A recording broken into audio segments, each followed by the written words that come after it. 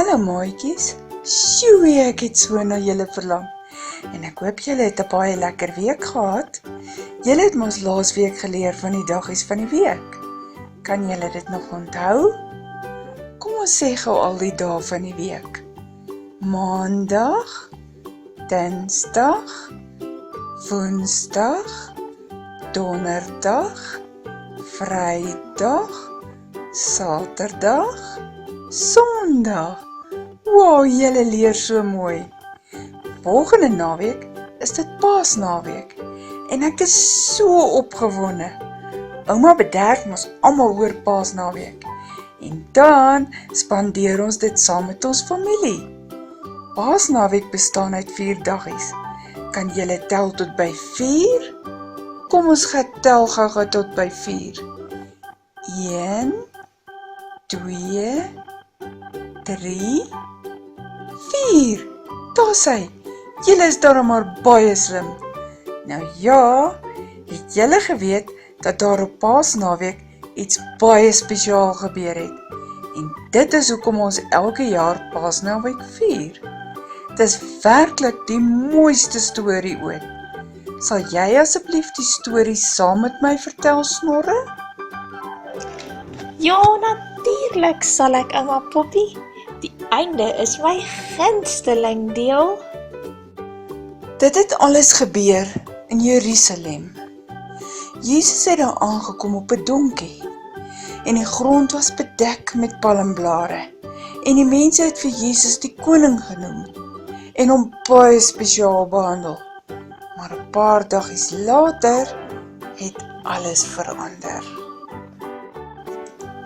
Maatjies, kan julle glo dat Jesus verraai was vir net 30 silwermuntstukke? Die soldate het hom kom vang en hy was verskriklik baie vragies gevra en daar's onregverdig besluit om hom te kruisig. Ag nee!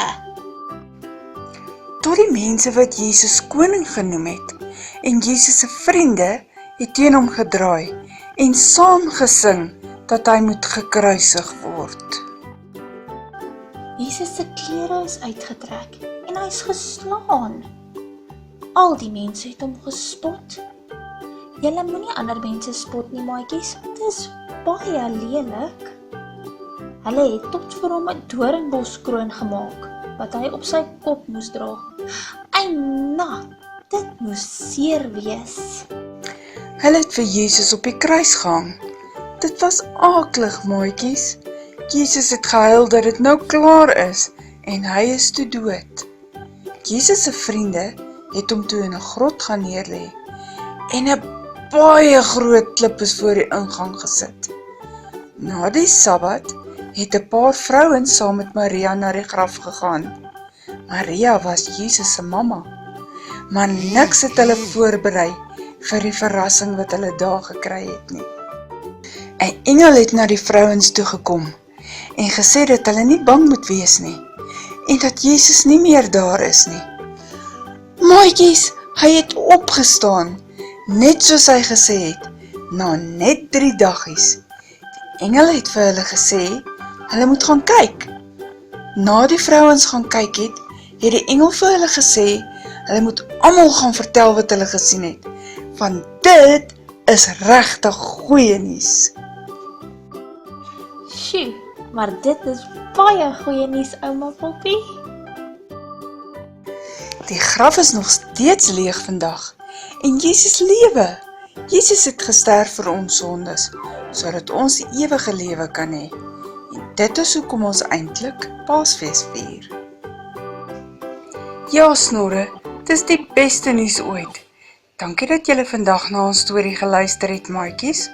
Ons hoop julle het dit geniet en dat julle nou verstaan hoekom ons Paasnaweek vier.